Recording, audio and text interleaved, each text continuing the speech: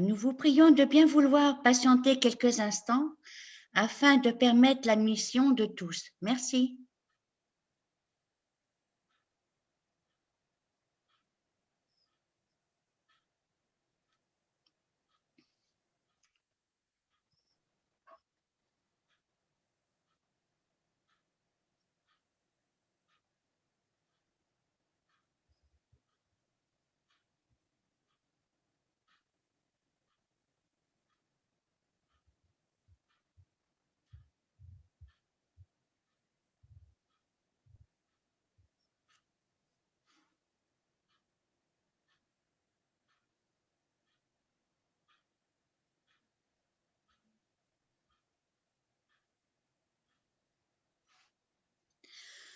Bienvenue à toutes et à tous.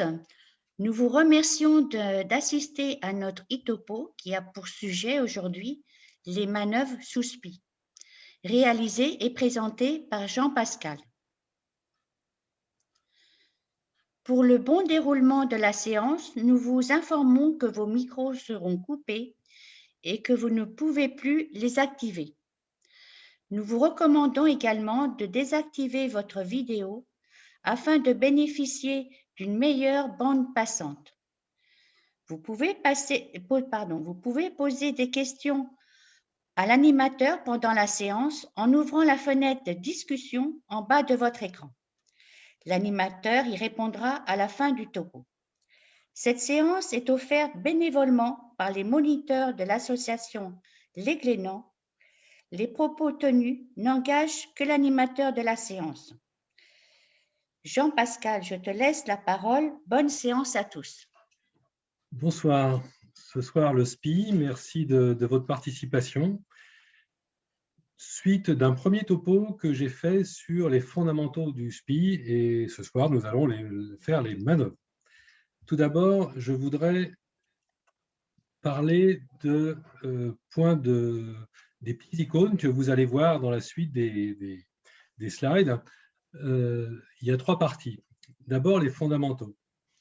Les fondamentaux, c'est ce que vous devez absolument retenir ce soir, et non seulement retenir, mais l'appréhender. Alors, un exemple, c'est quand votre première leçon de conduite, on vous dit de regarder dans le rétro, et en principe, rapidement, vous continuez à regarder de temps en temps dans le rétro, mais ça devient un acte réflexe, ça devient inconscient. En bateau, c'est pareil. Le premier des fondamentaux, c'est tout simplement d'appréhender d'où vient le vent. Ça doit être inconscient. Et je dis souvent à mes équipages débutants, si vous avez une seule chose à retenir de la sortie ou du week-end ou de la semaine, retenez d'où vient le vent, appréhendez le vent. Voilà, c'est tout simplement, ces fondamentaux, c'est tout simplement le sens marin. D'accord ? Ça, c'est assez invariant d'un support à l'autre, d'une activité à l'autre, et c'est vraiment ce qu'il faut retenir. Deuxième chose, vous avez des outils. Donc, l'icône outil pour vous aider justement à ces fondamentaux. Donc, savoir d'où vient le vent, vous avez la girouette, les penons, pas d'autres choses. Et en fonction de ça, vous allez agir sur une barre, une écoute pour vous placer par rapport au vent ou régler les voiles. Ça, ce sont les outils. Donc, comme n'importe quel outil, il faut apprendre à s'en servir. Et quand vous arrivez sur le bateau, il faut apprendre à repérer où sont vos outils à la fois de perception et d'action. Ça peut varier, évidemment, ça va varier d'une installation à l'autre, d'un support à l'autre. Et ce soir, je vais vous donner quelques points de repère pour repérer ces outils. Et puis, enfin, dernier point, dont on ne parlera pas ce soir, c'est l'organisation. Sur un bateau, il faut absolument que toutes les manœuvres, notamment, soient organisées. On peut appeler ça un script, un protocole en médecine, etc. L'essentiel, c'est que ça soit prévu, connu de tout le monde. Et donc, la seule chose qu'il faut retenir ce soir, c'est que ça doit exister. Donc, si vous arrivez sur un bateau que vous ne connaissez pas, et on vous dit « ça y est, on va empanner », et que personne n'a décidé qui faisait quoi dans l'empannage, quelle méthode on utilisait, vous dites « stop ». D'accord ? Voilà, la seule chose à retenir, l'organisation doit être en place avant les manœuvres, et évidemment, après, c'est à bord, etc., dans des stages que vous allez mettre au point les différents scripts. Donc justement, on va rappeler rapidement les fondamentaux du premier topo. Et donc le premier des fondamentaux sous SPI, au-delà du fait de savoir toujours d'où vient le vent, je le répéterai plein de fois, c'est la bulle joliment gonflée, c'est-à-dire pas comme ça, mais plutôt comme ça, ou comme ça. Le terme joli est important. La bulle, le spi, est une voile qui n'est pas tenue par le mât et la baume comme une voile classique, et donc il faut en prendre beaucoup soin, et il faut prendre soin du réglage. Et c'est ça qui va gouverner tout. Si vous arrivez à avoir ça en tête, que tout doit viser ce fondamental, vous allez réussir. Donc, ce n'est pas une liste de recettes, c'est vraiment penser fondamentaux, penser sens marin. Donc, le SPI, c'est une voile presque comme les autres. Il y a un point de drisse, il y a un point d'amure, je dis bien, il y a un point d'amure qui est au bout du tangon, et il y a un point d'écoute. Donc, finalement, c'est une voile quasi triangulaire. Et puis, évidemment, le plus important, la bulle. Deuxième fondamental, l'observation. Ce qui est bien dans la voile, c'est que c'est vraiment un travail d'équipe. Donc, quand, on ne fait pas sous SPI, mais c'est pareil, l'équipier qui est en train de régler le foc, il ne regarde pas ses mains, il regarde le foc qui règle. D'accord ? Pareil sur l'exemple de la voiture, je vous déconseille de conduire en regardant le volant et vos mains. A priori, vous regardez la route. En bateau, c'est pareil. Vous placez vos mains au mode endroit, mais vous regardez ce que vous faites. C'est très important sous SPI parce qu'il y a beaucoup de monde et donc il faut se coordonner. Et il faut s'entendre sur le vocabulaire. Alors, ce n'est pas pour frimer, mais si on dit brasser, ce n'est pas pareil que border. Sinon, ce n'est pas la même ficelle. Et donc, on n'a pas le temps d'expliquer que c'est la ficelle de gauche ou la ficelle de droite. On a inventé des termes. Donc, on va balayer rapidement les différents postes sous SPI. Donc, il y a le numéro 1 qui va s'occuper de la plage avant, de tout ce qu'on va faire sur la plage avant. Il y a le piano, le pianiste, qui va s'occuper drisse, à haut, à bas. Il y a un équipier qui va s'occuper du bras. Alors, d'un côté, c'est le bras, de l'autre côté, ça va être l'écoute. Et on va changer après à l'empannage. Il y a un barreur et puis il y a un équipier qui va s'occuper de la grand voile.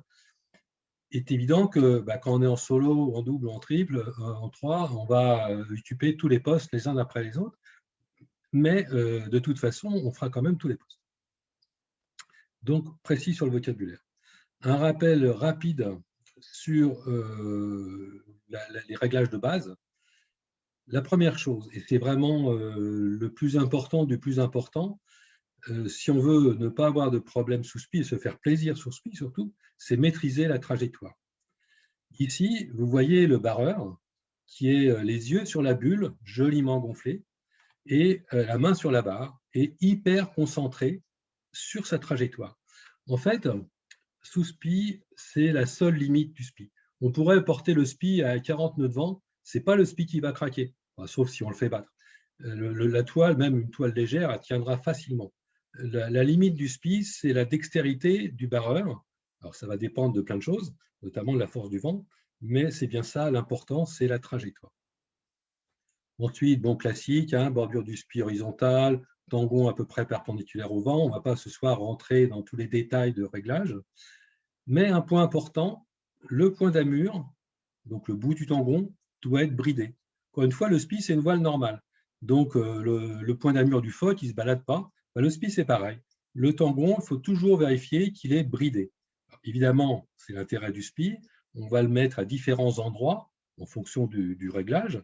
Mais une fois qu'on a choisi l'endroit où on le met, pour la forme de la voile, toujours pareil, joliment gonflé, alors à ce moment-là, il doit être bien bridé. Ça, c'est vraiment une condition sine qua non pour ne pas avoir de problème. Donc là, on voit l'exemple. Il va être tenu comment ? Il va être tenu ici par le bras, il va être tenu par la balancine, qu'on appelle le haut aussi, et le halba.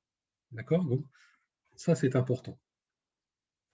Troisième fondamental, on ne tombe pas à l'eau sous SPI. Donc, vous voyez ici un exemple d'entraînement d'hiver, des départs au tas. Le départ au tas sous SPI, c'est comme au ski. Si on n'a pas des départs au tas, c'est qu'on ne progresse pas. Si on ne tombe pas sous ski, je vais y arriver, si on skie, on ne tombe pas, c'est qu'on ne progresse pas. Sous SPI, c'est pareil. Le départ au tas, c'est quelque chose de tout à fait normal. Et si vous observez l'image, vous allez voir que les équipiers se tiennent au bateau, ils vont trouver les moyens de se sortir de cette situation un peu délicate. L'essentiel, c'est de ne pas tomber. Parce que dans des conditions comme ça, on n'est pas manœuvrant, ça va être un petit peu compliqué pour récupérer l'homme à la mer s'il n'était pas attaché. Outre fondamental, les manœuvres doivent être claires. Vous avez sur l'image à gauche un winch surpâté, et ça c'est très embêtant parce que c'est quasiment indéfaisable. Il faut sortir le couteau. D'ailleurs, en règle ISAF, les couteaux sont imposés présents dans le cockpit. Et puis, il faut éviter les paquets de nouilles. Alors, un paquet de nouilles, ce n'est pas grave en soi si, si c'est un tas, ce qu'on appelle bien pensé, c'est-à-dire le bout qui va servir est bien au-dessus. Donc ça, c'est important d'avoir des manœuvres claires. C'est nos outils, hein. C'est nos outils d'action. Il faut qu'ils soient prêts à servir. Autre fondamental, anticiper la route. Donc là, on va bien, on est au travers, ça va bien. Et puis, parce que le navigateur il était un peu distrait ou parce qu'il y a un autre obstacle, il y a quelque chose qui se passe devant. Donc, ça peut être un obstacle de ce type-là, c'est-à-dire qu'on suivait un autre bateau aussi au travers, qui allait très très bien, et puis il part au tas. Encore une fois, ce n'est pas grave, sauf qu'on ne peut pas le faire encore, on est déjà au travers. Donc, la seule porte de sortie pour éviter l'obstacle, ça va être d'abattre. Encore faut-il qu'il y ait de la place et que là, il n'y ait pas un autre obstacle ou un autre bateau. Donc ça, c'est pareil, c'est comme sur la route. Quand vous doublez une file ou que vous voyez une voiture arriver à un stop, vous devez quelque part, dans un coin de votre tête, savoir à l'avance ce que vous faites s'il y a un incident. Ce n'est pas au moment où la voiture déboîte que vous devez réfléchir à la tactique à adopter. Vous devez avoir quelque part le réflexe. Donc, dès que l'incident arrive, vous savez ce que vous faites, enfin, vous le faites. Vous n'avez pas le temps de réfléchir. Et si vous arrivez, et donc, si vous êtes dans une situation comme ça où vous n'avez pas de plan B, instinctivement, vous vous dites là, il y a un problème, il faut que je fasse quelque chose. Il faut que je change de cap, il faut que j'aille ailleurs, etc. Mais vous ne vous laissez pas enfermer dans une situation qui peut dégénérer. Anticiper la route, ça c'est très très important sous SPI parce que autant si vous voulez remonter à contre-courant dans le golfe du Morbihan, vous allez faire des virements de bord à 2 mètres des cailloux. C'est absolument pas dangereux. Enfin, c'est pas trop dangereux si vous maîtrisez bien et c'est efficace dans les contre-courants.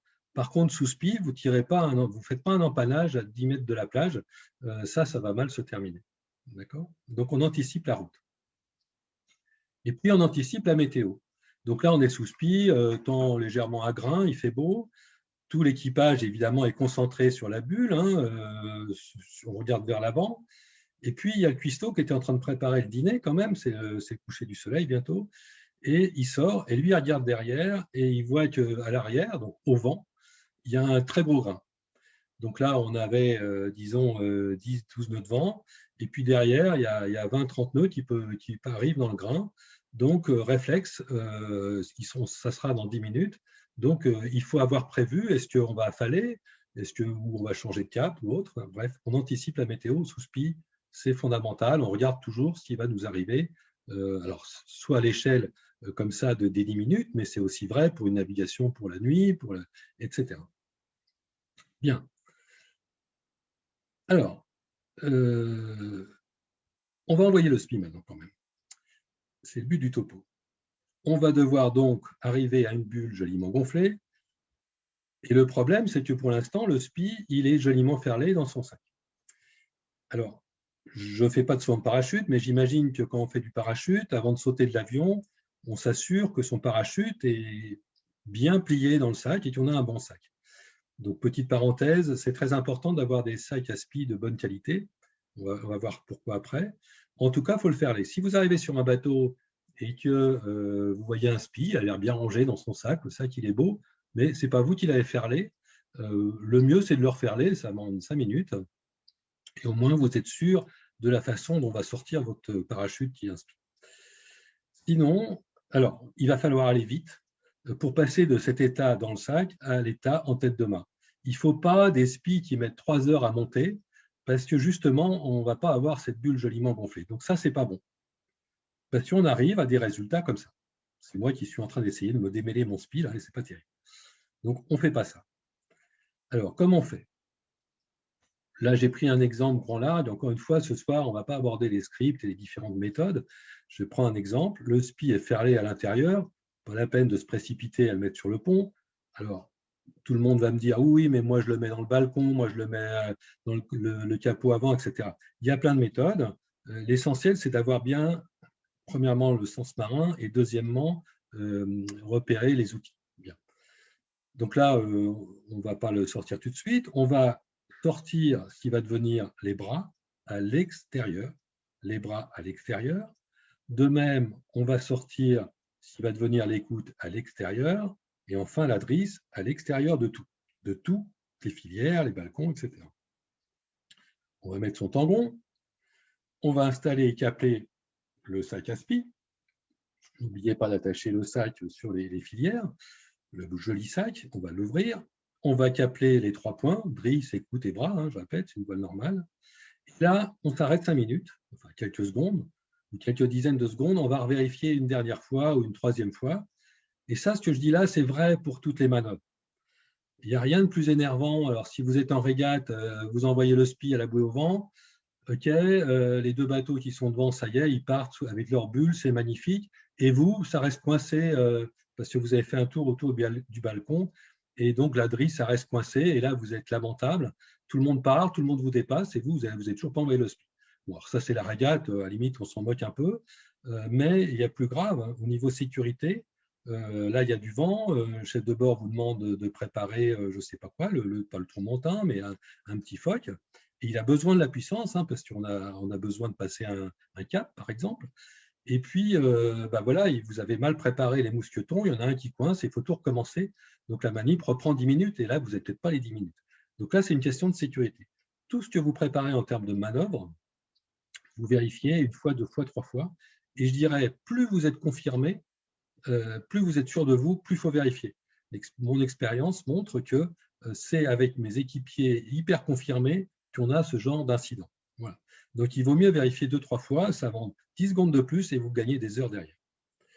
Voilà. Donc, encore une fois, hein, les méthodes, le script lui-même peuvent varier. En tout cas, ça doit être connu de tout le monde. Bien, on n'a toujours pas envoyé, donc on va d'abord pré-brasser. Alors, pourquoi on pré-brasse ? J'ai dit tout à l'heure qu'il faut que le tangon là, soit bridé. Donc, le fait de pré-brasser, ça va permettre de coincer le bord du spi avec le bras d'un côté. Le halba va tenir vers le bas, le halo vers le haut, ce qui fait que le point ici ne va plus bouger. Ça, c'est important. C'est pour ça qu'on pré-brasse. Et là, contrairement à ce qu'on voit très souvent, le spi, il monte d'un coup à la main. Il y a pas, on n'est pas en train de mouliner tranquille, là, à monter mètre par mètre. Alors pourquoi ? Parce que sinon, on va arriver, comme la photo tout à l'heure, à un état intermédiaire. Le spi va se gonfler à moitié. Et là, ça ne va pas du tout aller. On ne va pas avoir la jolie bulle gonflée. Donc, il faut aller tout de suite au direct, en tête de main. Donc, le numéro 1, il va en pied de main. Et ça, c'est vrai, un spi, c'est léger. Hein. C'est vrai jusqu'à un bateau de 40-42 pieds. Hein. Donc, on envoie le spi plein pot là-haut. Ça demande 2-3 secondes, avec un numéro 1 un peu punchy. Hein. Et puis, surtout, le pianiste ici, déjà, il ne cherche pas à wincher parce qu'il n'ira pas aussi vite que le numéro 1. Et il fait en sorte de ramasser tout le mou que a emmagasiné le numéro 1. On voit souvent, le numéro 1, il fait son boulot. Et puis après, l'autre, il n'arrive pas à s'en sortir avec cette drisse qui fait que le spi se met à se gonfler et le numéro 1, il n'a pas fermé le taquet et ça repart. Donc, le numéro 1, il envoie tout d'un coup là-haut. Le pianiste, il récupère le mou. Dès que le numéro 1 il gueule en tête, le pianiste, il ferme le taquet, c'est terminé. Le spi est là-haut, il n'est pas encore gonflé. Alors, s'il se met à se gonfler au milieu et qu'il reste 10-20 cm à finir pour aller en tête de mât, bon là, d'accord, le pianiste, il peut se terminer au winch les 10 cm. Mais ce n'est quand même pas la bonne méthode. Donc, une fois que le spi est en tête, on borde, on règle, on stabilise. C'est-à-dire qu'il faut absolument retrouver cette bulle gonflée, joliment gonflée. Et c'est seulement après stabilisation qu'on affale le foc, ce n'est pas avant. Ici, par exemple, vous voyez que donc on a affalé le foc et on va maintenant bloquer la drisse de foc. Vous voyez que la drisse de foc est bloquée sur le tangon. Si on est en croisière, qu'on a le temps, le mieux, c'est de la ramener en pied de mât, comme ça. Elle ne va pas nous embêter entre le spi, si jamais il veut s'enrouler, ce qu'on appelle les cocottes, entre la drisse et l'étai. bah là, le mieux, c'est de ramener la drisse en pied de mât. Si on la met comme ça au balcon, c'est bien, ça peut se faire aussi, mais là, il ne faut pas hésiter à étarquer. Donc, le pianiste, il va étarquer la drisse de façon à avoir évité la possibilité au SPI de s'emmêler entre les deux. Et puis, dernier point, on vérifie encore ce point d'amure. Ça, c'est un des fondamentaux. On doit vraiment avoir ce point rigide. Hein. Donc, une fois, le point d'amure d'un phoque, il ne se balade pas. Bah, le SPI, c'est pareil. Le point d'amure ne se balade pas. On est réglé. Là, on a le tangon perpendiculaire au vent. La bulle est bien réglée. La bordure du SPI est à l'horizontale. Tout va bien. Et on est en train de remonter le trieux pour aller faire la fête à Lézardry. Et on profite du SPI. Vous verrez à la fin une petite vidéo de comment on se fait plaisir un peu sous SPI quand il y a un peu de vent. Bon, maintenant, ce n'est pas le tout, mais il faut l'empanner, ce SPI, parce qu'on ne va pas continuer comme ça. Et donc, l'empannage, moi, je trouve que c'est vraiment la plus belle manœuvre en croiseur, parce que c'est celle qui fait jouer tout le monde, à part égale. Depuis le cuistot jusqu'au barreur, en passant par le numéro 1, le sportif de service à l'avant, là, c'est vraiment, tout le monde doit jouer son rôle, et tout le monde a un rôle très important surtout. Donc évidemment, il ne faut pas faire de fausses notes, mais c'est vraiment sympa quand on réussit. Donc, fondamental numéro 1, la bulle toujours gonflée. On va toujours s'attacher à ça. Observer et se coordonner, hein, je l'ai dit, hein, c'est un travail d'équipe, c'est un orchestre, tout le monde doit jouer la même gamme, le même tempo, et il y a un coordinateur qui est un chef d'orchestre, qui est le chef de bois. Et les manœuvres doivent être claires. Ça, pour l'empannage sous SPI, c'est fondamental. Et donc, on arrive à un nouveau fondamental, finalement. L'empannage se fait vent arrière, bulle gonflée, stable, dans l'axe, barre, route droite et maîtrisée. Si vous retenez qu'un seul slide, c'est celui-là. Pour l'empannage, vous faites ça, vous êtes sûr de réussir. D'accord? Alors, pourquoi vent arrière? Ben, il y a forcément un moment donné, on est vent arrière. Je ne parle pas d'un jibe en planche à voile, je ne parle pas de kitesurf, je parle bien que ce soit un croiseur ou un dériveur. En hobby 416, par exemple, si vous ne passez pas quelques mètres sur une trajectoire maîtrisée parfaitement vent arrière, vous vous retrouverez à l'eau à tous les coups. Donc, il y a forcément un moment donné où on maîtrise un bout de trajectoire. Encore une fois, ça peut être quelques mètres, ça peut être quelques milles, où on est vent arrière. Pourquoi? Parce que déjà, le vent apparent a diminué, donc on sait manœuvrer les voiles. 2, il y a des problèmes d'effet d'inertie, etc. On ne va pas partir au loft du mauvais côté. Ben, bref, et ça permet de maîtriser parfaitement la route. Donc, on est vent arrière, donc encore une fois, à quelques secondes, à quelques minutes, ça dépend du programme. Hein. On peut faire un empannage sur 30 minutes, hein, en formation, en initiation, etc. Et là, si vous voulez réussir, et moi, on ne m'avait pas appris ça au début, hein, je l'ai appris finalement il y a très peu de temps, et j'ai compris ce qu'il fallait pour réussir un empannage. C'est que le barreur ne fait qu'une seule chose, il met la bulle dans l'axe. Il garde sa bulle dans l'axe. Alors c'est assez facile parce que la bulle, c'est une grosse girouette. Donc si dans cet exemple-là, la bulle part à droite, eh bien le barreur, là, il va abattre pour remettre l'axe du bateau dans l'axe de la bulle, donc dans l'axe du vent. Si là, la bulle part à gauche, ben, il va le faire, même chose, dans l'autre sens. Ça, c'est très important. Le barreur ne fait que ça, et c'est pour ça que c'est la limite du SPI, hein, c'est la maîtrise de la trajectoire et de la barre. S'il fait ça, moi, je vous assure que vous réussirez tous vos empannages. Donc, il ne fait que ça. Après, il y a 2 autres équipiers qui sont là, qui vont gérer le bras et l'écoute. Donc, pareil, toujours la même chose, joliment gonfler la bulle. Donc ça ne se fait pas tout seul. Il faut y mettre de l'attention. Donc, la question, c'est que s'il y a du vent, ben là, il y a de la pression et on va avoir un petit peu de mal à défaire le tangon qui est sous pression avec les bras. Donc, et puis, il y a aussi les équipiers vont devoir mollir un petit peu, que ce soit le bras ou l'écoute, à la demande du numéro 1, pour lui permettre de décrocher le tangon et de décrocher le bras. Observation, coordination, ça se fait, ce n'est pas une recette qu'on applique, on regarde, on mollit le moins possible parce qu'il faut que la bulle reste gonflée, ça c'est très important, juste ce qu'il faut pour que le numéro 1 puisse décrocher, raccrocher, on va le voir.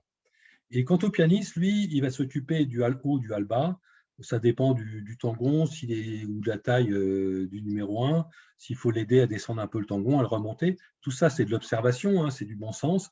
Voilà, ce n'est pas du sens marin, ça, c'est du bon sens tout simplement. Bien. Donc, tout le monde s'observe les uns les autres, on se concentre, et moi, je vous garantis que ça va marcher à 100%. Donc, on décroche d'abord le tangon du mât, puis du bras. Et là, contrairement à ce qu'on voit aussi souvent, c'est-à-dire le numéro 1 qui se précipite, alors là, je ne parle pas de régate, hein, on n'est pas pressé, il n'y a pas de raison de se précipiter pour remettre le tangon de l'autre côté. On est vent arrière, on n'a pas besoin de tangon vent arrière. Donc, le numéro 1, il a tout son temps pour passer le tangon d'un bord à l'autre, il n'y a aucun problème. À partir du moment, bien sûr, où 1, le barreur, il maîtrise sa trajectoire, et 2, évidemment, on a anticipé la route, c'est-à-dire qu'on n'est pas à 10 mètres de la plage, bien sûr. Donc, on fait passer le tangon d'abord sur l'autre, on va le raccrocher à ce qui va devenir le nouveau bras, on va refixer le tangon au mât, et puis là, on empanne la grand voile si on ne l'a pas déjà fait. Moi, petite perso, et ça dépend des bateaux, mais j'aime mieux l'empanner avant. Mais par contre, il faut l'avoir décidé à l'avance. Parce que notre cuistot là, qui vient jeter les pluches là, biodégradables à la mer, qui prépare toujours le repas, eh bien, si au moment où il sort pour aller faire jeter ses pluches, il y a la baume qui passe, puis on a décidé d'empanner, ça ne va pas. Donc tout ça, ça doit être organisé. C'est avant, c'est après, c'est pendant, mais c'est décidé et c'est connu de tout le monde. Et puis, donc, on vient de passer la grand voile, on règle. Bulle joliment gonflée, toujours l'obsession. Et c'est seulement à ce moment-là qu'on prend le nouveau cap. D'accord? Quand on a bien le SPI stabilisé, et puis nouveau cap, et donc on va régler, évidemment. On va éventuellement débrasser, etc. Donc, tout ce que j'ai dit là, ça a pu durer, si on est en équipage de compétition, ça a duré moins de 5 secondes, entre le début et la fin de l'empannage. Le début où on arrive grand large, la fin de l'empannage où on repart grand large, par exemple, et on est passé, comme je disais, par le vent arrière, ça a duré 5 secondes. Si on est en croisière et qu'on a fait tout notre temps et qu'on ne veut pas se stresser, pas se faire mal, etc., ça peut durer une demi-heure, il n'y a aucun problème si on a prévu la place qui va bien. Voilà, et on range toutes nos ficelles, hein, parce que manœuvre claire, toujours la même chose, pour être prêt pour le prochain empannage. Alors, si c'est en régate, c'est dans 5 minutes. Si c'est en croisière, c'est peut-être le lendemain, peu importe. Et voilà, on y est presque. On va quand même affaler ce SPI parce qu'on a un cap à passer. Et donc là, première chose, la drisse de SPI doit être claire. Mais elle n'est pas uniquement claire pour affaler le SPI, c'est vraiment un gage de sécurité. Toujours pareil, mon cuistot qui sort faire jeter ses pluches, s'il voit la drisse de SPI qui est plein de nœuds parce qu'on vient de faire un topo des nœuds de chaise, sur les nœuds de chaise, ou les nœuds en 8 ou je ne sais quoi, la drisse de SPI est remplie de nœuds, tout le monde s'est amusé à faire des nœuds. Non, ça, c'est absolument pas possible. La drisse de SPI doit être claire en permanence, on doit être capable d'affaler le SPI immédiatement, simplement en ouvrant le taquet. C'est vraiment un gage de sécurité et c'est très important. Donc, si on est en équipage réduit, par exemple, en solo ou en double, c'est un réflexe. Et en équipage, pareil, le cuistot, c'est un réflexe. Il voit la drisse de SPI pas rangée, réflexe, il y a un problème. D'accord ? Le bras de SPI, pareil, et ça doit être clair, prêt à servir. Je dis un peu des évidences, mais encore une fois, si vous appliquez ces concepts-là, moi, je vous garantis que ça marche. Donc là, je fais un affalage vent arrière. Il y a d'autres, on peut affaler vent de travers, c'est presque la même chose, enfin la même méthode. Par contre, ce qui n'est pas négociable, c'est qu'on envoie la voile d'avant.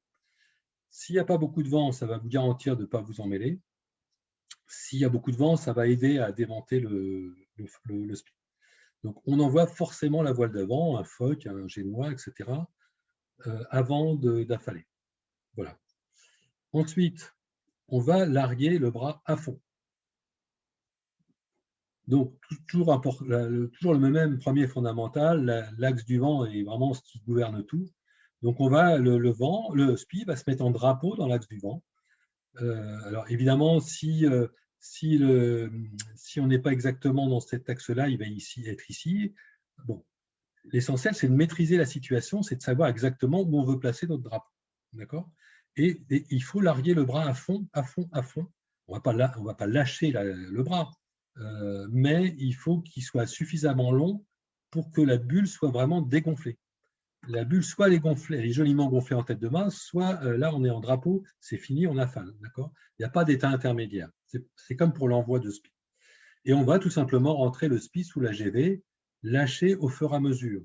Observation du pianiste qui va regarder comment les équipiers réagissent pour le ramener à l'intérieur. Voilà. Donc là, un exemple d'affalage de SPI. Vous voyez le pianiste ici en train de regarder si le SPI rentre bien, d'affaler juste ce qui va bien, le SPI n'est pas dans l'eau. Le numéro 1, il regarde pour de faire attention que le SPI ne s'accroche pas sur quelque chose. Autre exemple ici, bon, un SPI, on affale un peu plus vent. Dans la photo d'avant, on était déjà remonté, on est quasiment au petit large, on est quasiment remonté au près parce qu'on est en régate. Et donc là, tout en rentrant le SPI, on repart au vent. Ici, non, là, on est tranquille au grand large. Vous voyez que le pianiste, il regarde ce que fait les autres. Hein. Ce n'est pas une suite de recettes, ce n'est pas une suite d'actions individuelles, c'est vraiment un travail d'équipe. On se regarde et il n'y a pas besoin de se précipiter. Même si le SPI tombe un peu dans l'eau, il n'est pas grave, pas besoin de crier. L'essentiel, c'est d'être bien placé. Et puis, voilà, on va remettre de l'ordre sur le pont. Ce qu'il ne faut pas faire, c'est de ne pas respecter justement ces fameux fondamentaux. Ici, bon, il n'y a pas le SPI. Alors, je ne sais pas si c'est un empannage ou un affalage. En tout cas, le génois n'est pas déroulé. Il y a 3-4 personnes sur la plage avant, donc le script n'a pas l'air bien clair. En tout cas, la bulle n'est pas devant le bateau. Et voilà, visiblement, la coordination, ce n'est pas au top. Si on ne respecte pas ces fondamentaux, voilà ce qui va se passer. Hein. La bulle n'est pas, on ne s'est pas attaché à bien régler la bulle. Donc, il y a un numéro 1, on ne sait pas bien ce qu'il fait à l'avant. En tout cas, le SPI n'est pas réglé. Et ça n'a pas l'air d'être la préoccupation de l'équipage derrière. Donc, à la fin, ça va se terminer par le SPI complètement emmêlé, Driss et étai. Et donc, au pire, il va falloir démêler tout ça avec un couteau. Bon. Autre exemple, ici, ici, vous avez deux bateaux, là, pas d'anticipation de la trajectoire, c'est-à-dire qu'il y en a un qui est vent arrière tribord, l'autre est vent arrière bâbord, ils ne peuvent pas se croiser là. Donc, il y a un petit problème là, et en plus, on est en train de remonter le fer là entre Bréa et la côte. Ce n'est pas si large que ça, il y a du courant. Pas d'anticipation de la trajectoire, situation dangereuse. Ici, mais vraiment dangereuse là. Ici, c'est un peu le bazar à l'avant, hein, pas bien clair. Les manœuvres ne sont pas bien claires. Il y a un FOC qui n'est pas réglé. Il y a beaucoup de monde à l'avant, visiblement. Ce n'est pas au point. Et ici, le SPI est envoyé, sauf qu'on ne s'est pas attaché à bien faire porter la bulle. On a oublié que c'était vraiment le premier des fondamentaux, donc pas terrible. Et puis celui-là, voilà, il a une bulle joliment gonflée. Hein. L'esthétique est important, vous voyez. Quand le SPI marche bien, la bulle, elle est jolie, c'est important. Et vous remarquerez qu'il s'est mis un peu à l'écart. Donc, il a anticipé sa route. Et c'est très important. Voilà, je vais dire un petit mot avant qu'on me pose plein de questions. Pourquoi on n'a pas parlé du SPI asymétrique? Parce que c'est un peu la même chose. Le tangon est remplacé par ce qu'on peut appeler un bout dehors. Ici, vous avez un exemple de petit bateau avec un énorme SPI asymétrique et qui remonte au travers et à côté d'un bateau sous SPI symétrique. Donc, par définition, l'asymétrique, la forme du SPI est différente. Vous pouvez avoir des SPI plus type croisière comme ça, des petits SPI, ou des SPI plus compétition comme ceux qu'on voit là. Alors, idée reçue, le SPI asymétrique, c'est beaucoup plus facile. C'est totalement faux. J'adore le SPI asymétrique parce que justement, c'est plus difficile. C'est plus difficile à faire marcher, c'est-à-dire qu'on ne peut pas faire de vent arrière en SPI asymétrique. Donc, il va falloir ce qu'on appelle faire du gain sous le vent, tirer des bords de grand large, si tant est qu'on veuille descendre sous le vent. il faut tirer des bords de grand large et c'est beaucoup plus difficile de sentir l'optimum des bords de grand large que l'optimum tirer des bords auprès. Donc c'est beaucoup plus subtil pour la progression sur le plan d'eau. Pour l'empannage, ce n'est pas si évident. Là, vous avez un équipage confirmé, mais vous voyez qu'il y a un empannage sous SPI asymétrique. Alors, OK, il y a quand même un numéro 1 là, qui va aider à passer le SPI. Il n'y a pas de tangon à bouger, donc ça, c'est plutôt bien. Sauf qu'il faut être beaucoup plus précis dans la position par rapport au vent, par rapport à l'axe du vent, et beaucoup plus précis dans le lâcher et la reprise des manœuvres. Donc, le SPI asymétrique, moi, c'est vraiment la voile que je préfère parce que ça permet d'avoir déjà des très grands SPI, ça permet de remonter au vent. Si on sait bien s'en servir, ça permet vraiment d'être performant. Mais ne pas croire que c'est la voile qui… Alors, ça permet aussi, si on n'a pas de numéro 1 prêt, etc., effectivement, de faire des… L'empannage est quand même, c'est à la fois plus dur et plus facile, c'est-à-dire c'est plus pratique, mais c'est plus difficile à faire, mais c'est plus pratique, ça peut aller beaucoup plus vite. Voilà. Donc, j'aime bien le SPI asymétrique. Ce qu'il faut retenir, c'est que tout ce que j'ai dit là en termes de fondamentaux, c'est les mêmes. Donc, les outils peuvent être un petit peu différents, mais les grands principes sont les mêmes. En résumé, et si vous voulez vraiment réussir sous SPI, le premier truc, la trajectoire par rapport au vent. Ça, c'est la condition pour le SPI. Pour d'autres choses aussi, mais pour le SPI, c'est fondamental. Il faut régler la bulle, tout aussi fondamental. Et troisième point, il faut se coordonner tout l'équipage. Si vous arrivez à faire ces trois choses-là, moi, je vous garantis à titre quasi personnel qu'il n'y a aucune raison que vous ratiez. Vous réussirez tout sous SPI. Maîtrise de la trajectoire, maîtrise des règles, attention aux réglages. Donc, c'est pareil, hein, c'est une écoute, hein, c'est comme n'importe quelle voile, hein, limite du facement, etc., etc. Observation les uns avec les autres. On n'est pas le nez sur son winch. Le régleur de SPI, il faut qu'il voit sa bulle. Le barreur, il doit voir sa bulle. D'accord. Vous voyez, par exemple, ici, tout le monde regarde la bulle, notamment le barreur. Et voilà. On va, après les questions, vous verrez une petite vidéo pour vous montrer que, voilà, ici, par exemple, 25 nœuds de vent réel, SPI lourd, là, le speedo est à 12, dans la vidéo, on monte à plus de 14, je crois, sur les surfs.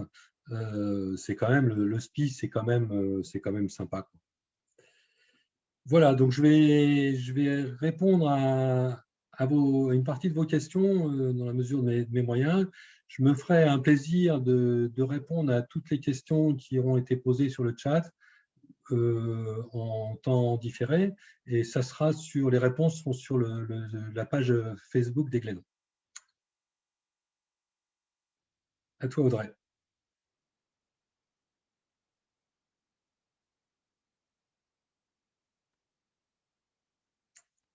Audrey.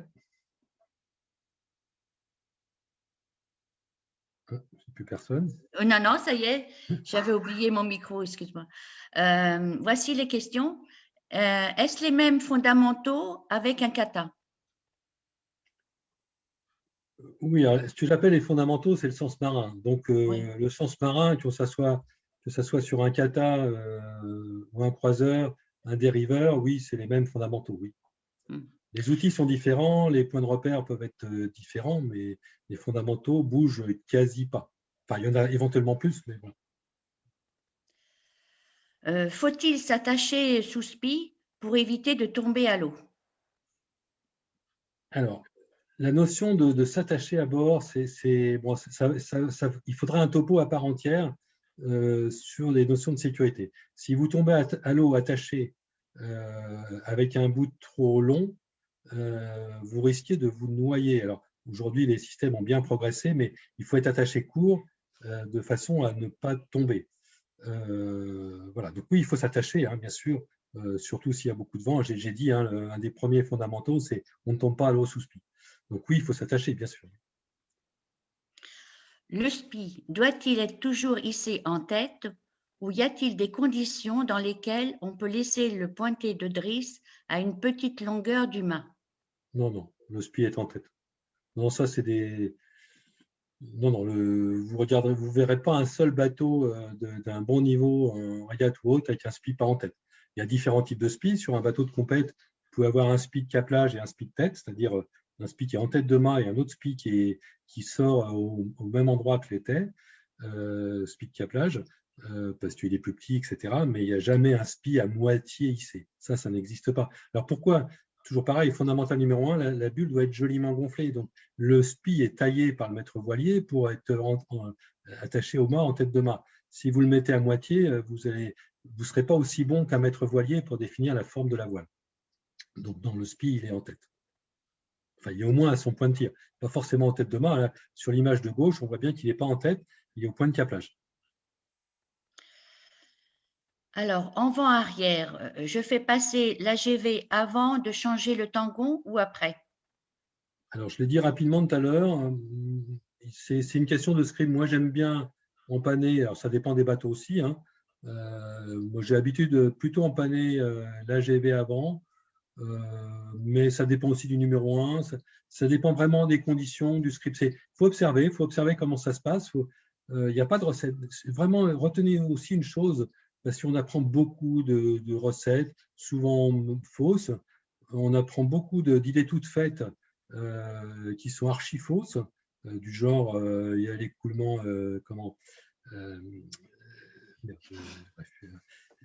enfin bref, méfiez-vous des recettes, des idées toutes faites, observez par vous-même, faites confiance en votre sens marin et adaptez. Quelle est la position du numéro 1 quand il décroche, accroche derrière le tangon? Je vais faire la même réponse. Bien sûr que c'est important parce qu'il y a une question de sécurité, surtout si c'est un gros bateau, que le tangon est lourd. Alors, encore une fois, le pianiste il va aider le numéro 1 en soulageant le tangon avec la balancine, etc. Je dirais que c'est une question d'appréhender de script. Il ne faut pas apprendre une recette. Parce qu'imaginons que vous apprenez sur un bateau que le numéro 1 il doit être derrière le tangon, et puis on change de bateau et vous appliquez la recette sans réfléchir, et que justement sur cet autre bateau, c'est gréé différemment, ou c'est un tangon, je ne sais quoi, et ça ne va pas du tout marcher. Donc si vous avez perdu l'habitude d'observer et de faire confiance en votre sens marin, ça va mal se passer. Donc il faut… j'ai pas de recette, voilà, pas de recette. Mais la sécurité avant tout, par contre, bien sûr. Faut-il accompagner l'empannage de la grande voile avec l'écoute? Alors, l'écoute de grand voile, j'imagine, là, c'est l'empannage classique. Hein, donc, on embraque, la grand voile passe dans l'axe du bateau et elle repart. On laisse filer. Alors, tout dépend du type de bateau. Entre un Hobbycat ou un croiseur de 12 mètres, c'est pas exactement, c'est pas les mêmes outils. Donc, ça, c'est vraiment apprendre à se servir des outils. Ça va se… Voilà, c'est du bon sens. Hein. Si vous voyez que vous lâchez tout et que c'est un gros bateau et que non, vous allez avoir un gros choc, ça veut dire que vous y êtes mal pris. Donc là, il va falloir ralentir, etc. Donc voilà, c'est de l'observation. Le mot observation est très très important hein, et ne pas appliquer de recettes qu'on a pu vous apprendre et qui ne sont pas tous forcément très bonnes. Quelle est la manœuvre d'urgence si le vent monte d'un coup, risée forte, et que le bateau part au tas? Larguer la drisse de spi? Ah non, alors là, effectivement, si le bateau part au tas, ce n'est pas du tout une bonne idée de larguer la drisse de spi. Alors, si le bateau part au tas, il y a une chose à faire, c'est de larguer le halba de grand voile. Hein. S'il part au tas, on était déjà limite. Le fait de larguer tout d'un coup, mais violemment, hein, et ça aussi, ça doit être quelque chose dont on est prêt à faire, c'est le pianiste, hein, ça va donner un soulagement dans la grand voile, ça va donner une respiration qui va peut-être permettre au barreur de reprendre si on part au tas, c'est que le safran a décroché, et donc le barreur, il a la barre à fond, mais ça ne sert plus à rien. Le fait de donner un petit coup de respiration va peut-être permettre au barreur de reprendre la main. Donc ça, c'est la première opération. On largue le halba violemment. C'est-à-dire on ouvre carrément. Donc voilà. Sinon, en fait, c'est toujours pareil, hein, c'est s'il y a beaucoup de vent, vous le verrez peut-être dans la vidéo, il y a toujours quelqu'un à l'écoute de SPI. Et donc, alors, au début, on va choquer à la demande, hein, coordination entre le barreur qui sent les choses et l'équipier d'écoute. Et puis, et donc, ça va être du dialogue du genre choque un peu, c'est bon, reprend, choc, choc, choc, choc, choc. Voilà. Et comme ça, on va éviter de partir au tas. Si au final, on part au tas, eh bien, on va choquer vraiment fortement l'écoute de SPI pour reprendre la main. Et puis, normalement, là, on devrait finir par s'en sortir. Quoi faire en cas de cocotier? Comment récupérer sans tout déchirer? Alors, une petite astuce quand on a un cocotier, donc c'est quand le SPI commence à s'emmêler autour de l'étai, à faire plein de petites bulles. Donc, il y a un truc qui marche pas mal, hein, c'est quand il n'y a pas trop de vent, on empanne plusieurs fois la grand voile, on se met vent arrière, on empanne plusieurs fois la grand voile, donc la grand voile va déventer successivement une petite bulle, puis une autre, et on fait ça 3-4 fois, et des fois ça marche, ça se décoince. Sinon, si ça ne se décoince pas, ben, il n'y aura pas moyen, il n'y aura pas d'autre moyen que d'affaler. Ce sera la dernière. Comment peut-on exploiter les instruments, direction et force de vent apparent, par exemple, changement de route de surface, pour mieux manœuvrer et s'améliorer? Alors, la question est bonne.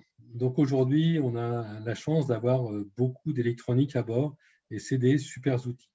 Donc j'ai essayé de bien distinguer dès le départ ce qui est du sens marin de ce qui est des outils. Donc effectivement, des afficheurs comme ce qu'il y a sur le bateau, etc., qui donnent au degré près la vitesse, l'angle du vent, apparent, réel, etc., c'est assez extraordinaire. Ce sont des outils. Et donc, le sens marin, c'est la direction du vent.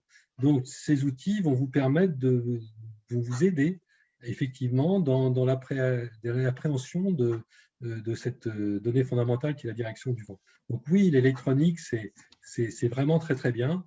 Ça va vous permettre notamment sous SPI de bien maîtriser l'angle quand vous êtes proche du vent arrière, quand il y a des situations un petit peu difficiles, vérifier si vous avez assez de marge. Est-ce que vous êtes bien à 30 degrés du vent arrière ou est-ce que vous commencez à approcher sérieusement le vent arrière, moyennant quoi vous risquez le départ à l'abatté, si on appelle un empannage non contrôlé. Donc ça, oui, les instruments sont vraiment sympas. Le speedo, qui est le premier des instruments, s'il y a un seul instrument absolument indispensable, c'est bien le speedo, non pas pour la régate, hein, mais parce que ça va vous permettre de vérifier que vous êtes performant, que la voile est bien joliment gonflée. Et ce n'est pas que pour la régate, c'est parce que voile joliment gonflée, ça va vous permettre de bien manœuvrer. On va finir quand même par une petite question quand même. Quand le bateau part à l'abatté, quels sont les réflexes à adopter en dehors de ne pas paniquer? Lofer, abattre? Ah oui, il faut. Alors, autant je disais que le départ au tas, au LOF, en général, c'est pas dangereux si on ne tombe pas à l'eau. On casse rien en général. Par contre, le départ à la battée, là, c'est beaucoup plus craignos. On va sûrement casser quelque chose, le tangon, la baume. C'est beaucoup plus violent. Et puis, on va se retrouver à la fin quand même couché dans l'eau, mais de l'autre côté, avec tout le tangon dans l'eau, etc. Donc oui, il faut vraiment éviter le départ à la battée. Il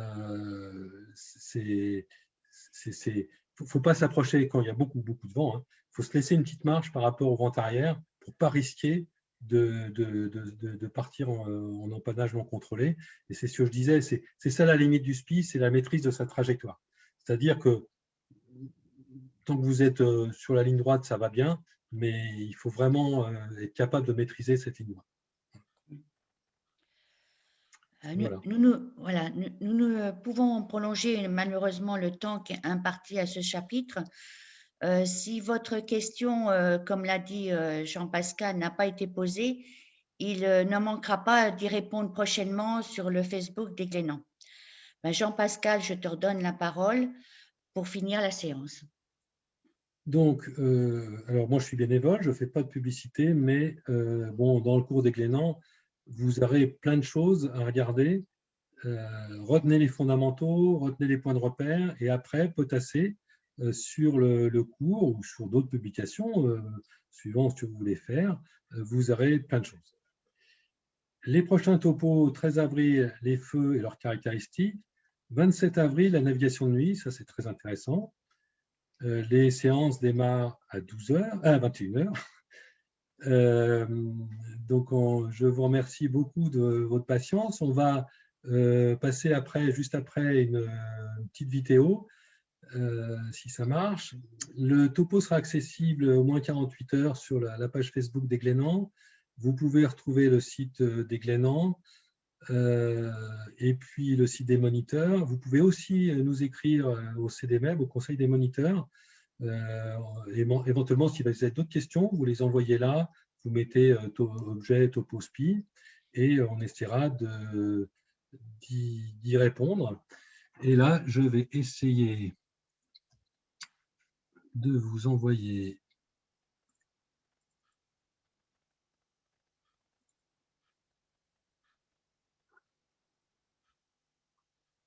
Est-ce que ça passe là? Ah non. On n'a rien, Jean-Pascal. On a ton bureau.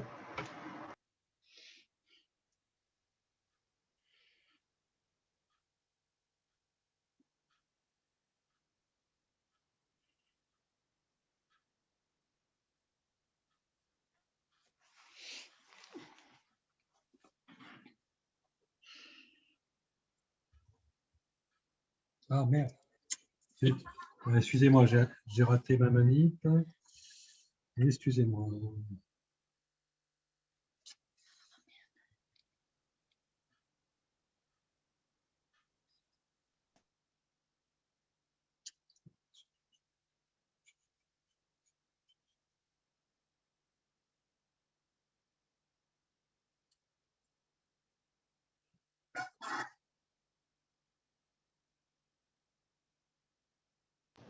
C'est bon, ça passe.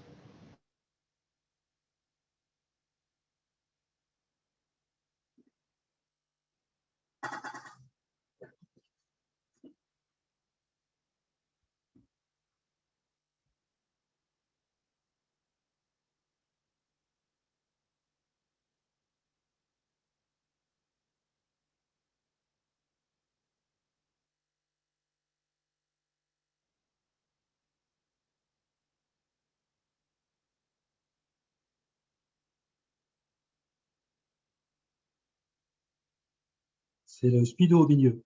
14 nœuds, 14 4, 14 6.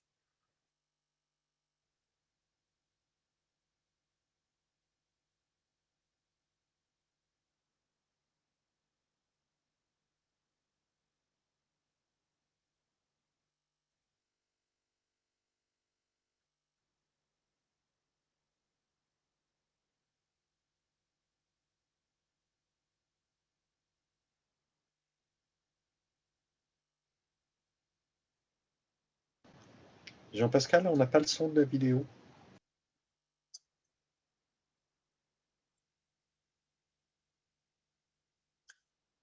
Zut, je vais le relancer.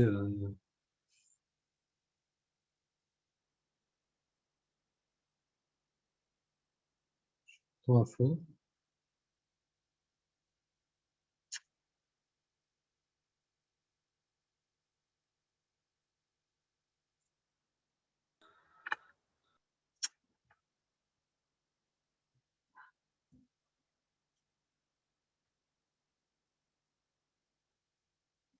Désolé du petit problème.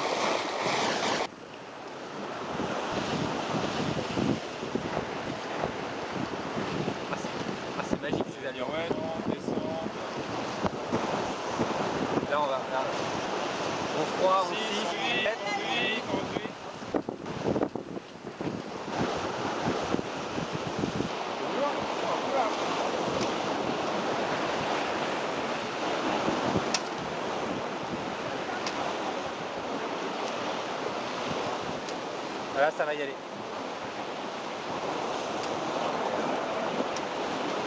Alors attends.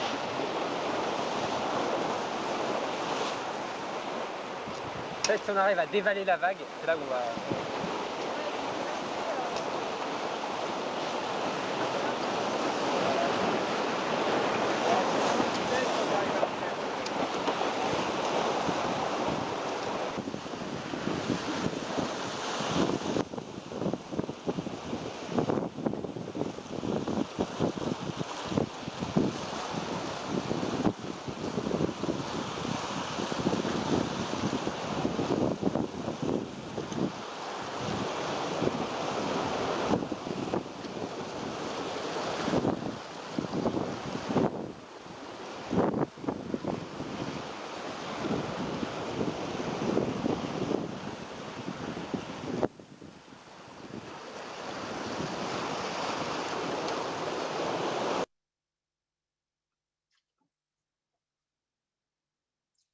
Voilà, je vous souhaite une bonne soirée à tous.